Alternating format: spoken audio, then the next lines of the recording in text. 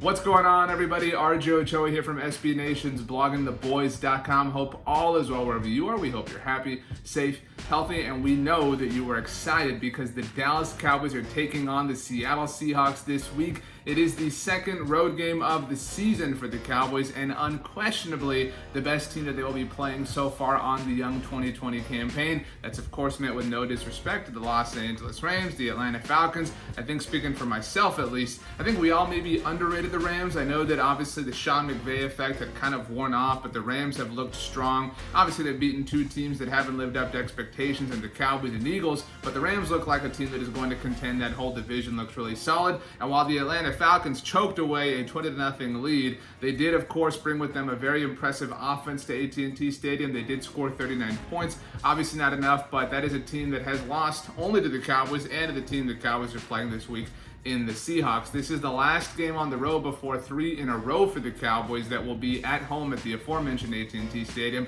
and it sure would be nice for them to get off to a 2-1 start. The Seahawks are, of course, undefeated after wins against those Falcons and last week on Sunday Night Football against Cam Newton's New England Patriots, but this is going to be a tough one for the Cowboys, and in fact, I'll tell you right now, I've picked the Cowboys to win both of the games before this one, so I'm 1-1 in that regard, and I'm picking the Cowboys to lose. I don't see how they get it done, and I still believe that this Cowboys team can win the NFC East, can be a playoff team that is spicy and in the mix, but I don't know how they beat Russell Wilson. Russell Wilson we're only 2 weeks in, but playing like the league's most valuable player. He's playing at an extremely elite level, and he's got really just something that the Cowboys don't, in that he has a coaching staff that has identified him as the strength of their team. The let Russ cook narrative has finally caught on life with the important decision makers within the Seattle Seahawks, and the Cowboys don't seem willing to afford Dak Prescott that same opportunity. I do think that this sets up to be a really fun offensive game and therefore a potentially stressful few hours for Cowboys fans on Sunday afternoon,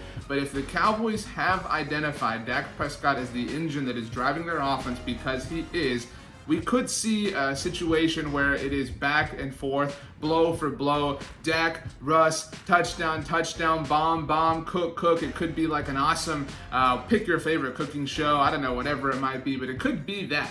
And I really think that that's the Cowboys' best opportunity at success. I was really impressed with something that Dallas Cowboys head coach Mike McCarthy said during his Thursday press conference, because typically, for a long time, anytime any NFL team has played against a team with a high-profile quarterback who's been moving and grooving, etc., generally the approach has always been, well, you know what? We just have to keep him off the field. Our best defense is our offense. We're going to run the ball. We're going to milk the clock. We're going to dominate time of possession. And sure, that can work. That has worked. That has actually worked for the Dallas Cowboys. You look at the 2014 game the Cowboys played in Seattle, the game that kind of identified them as contenders on that particular season. That was a Cowboys team that was built around DeMarco Murray running, dominating time of possession, all of those things as we just talked about. But Mike McCarthy doesn't seem to feel that way. During his Thursday press conference, Mike McCarthy said the strategy is simply to score as much as possible. And I love this. I love playing for points. I love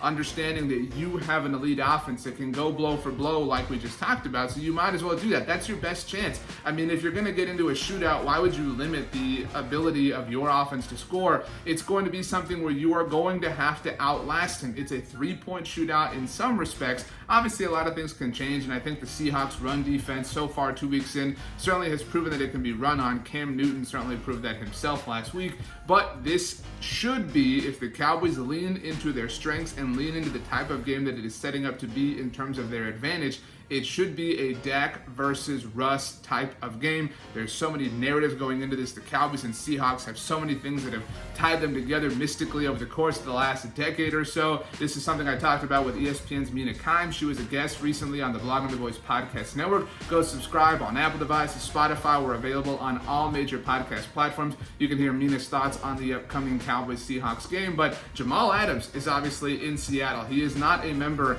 of the Dallas Cowboys. I want to give a shout out to a friend of mine, Bobby Belt from NFL Network, pointed out over the offseason that it was back in week 3 of 2018 that the Cowboys went to Seattle and played a safety that wanted them to trade for him, and they did not, and he burned them. Earl Thomas got the last laugh against the Cowboys 2 years ago, almost to the very day that narrative is setting up in Jamal Adams. I don't know that Jamal will have the same impact that Earl did that day against the Cowboys, but he is certainly somebody that the Cowboys are going to have to account for, which is why this game is so tasty in a lot of particular varieties. You look at it, and Russell's going to have an opportunity himself, obviously, to play very well against the Cowboys because the Cowboys are beat up. You look at where they stand from an injury perspective. The Cowboys already have Anthony Brown on injured reserve. Stephen Jones said in a video posted by DallasCowboys.com that they were placing Chidobe Awuzie on injured reserve. Mike McCarthy did say on Wednesday that Chido was going to miss a few weeks. The Cowboys are, dealing with question marks in terms of Tyron Smith, in terms of DeMarcus Lawrence, whose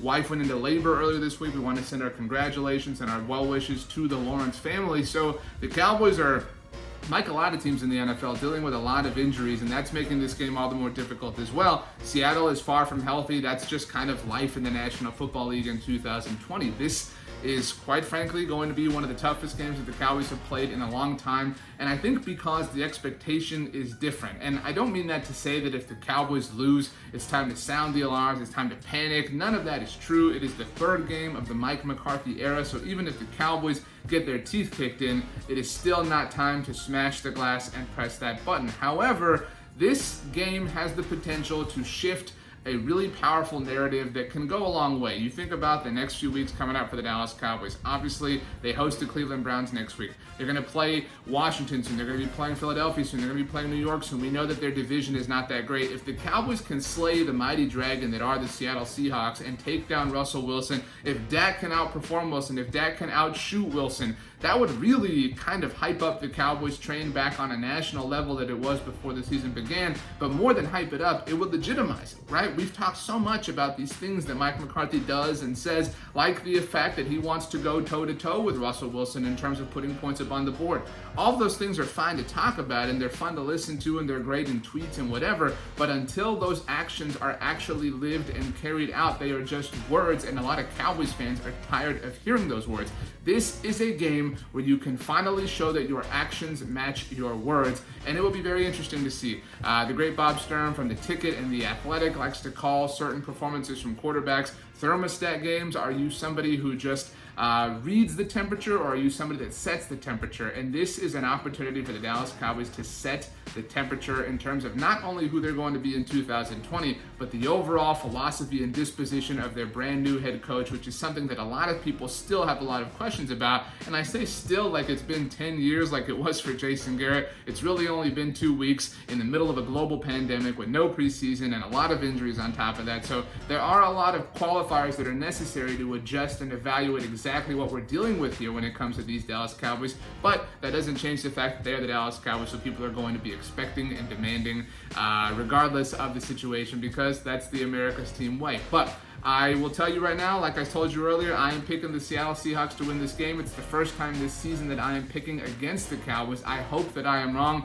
Most odds makers have Seattle favored by 5. If you're into that sort of thing, I saw 5.5 at one particular sports book, so it just depends where you can get it. I do think that Seattle's going to win. I think that the Cowboys maybe will bounce back next week against Cleveland. I think it's just going to be that type of settling in period for the Cowboys, for Mike McCarthy, for everybody involved. And I think it's worth mentioning again that they played a Los Angeles Rams team in Week 1 that is clearly better than we gave them credit for. They played an Atlanta Falcons team in Week 2 that has a really impressive offense, and they might be going up against the player that is eventually going to win MVP this season in Russell Wilson. So take all of that into consideration, regardless of what happens, but especially if the Cowboys win, because then we'll go crazy. We'll get wild on Victory Polo Monday, and we'll have a good time. But we hope that you have a good time. We hope you have a great weekend, whatever you got leading up to the Cowboys game on Sunday, whether you're enjoying college football coming back, whether you're enjoying the NBA Finals, soccer's back, golf is still kind of going on as things get ready for the Masters. There's a lot of sports going on, but thankfully the NFL is back. We are so excited to be talking about it, covering it, discussing it, analyzing it, and if you are into the Dallas Cowboys and into Dallas Cowboys discussion, we certainly encourage you to subscribe right here to the official Blogging the Boys YouTube channel, to the Blogging the Boys podcast network, as mentioned, where you get 2 episodes every single day. We are available on all major podcast platforms. Check out bloggingtheboys.com for the latest and greatest in the world of America's team. I am RJ Ochoa. You know me, of course, from BTB. You can follow me on Twitter or Instagram at RJ Ochoa, and you can do me just a huge favor. I don't ask you for a lot of things. You can do me a huge favor and have the absolute best day of all time. You know why? Because you deserve it. We'll see you next next time.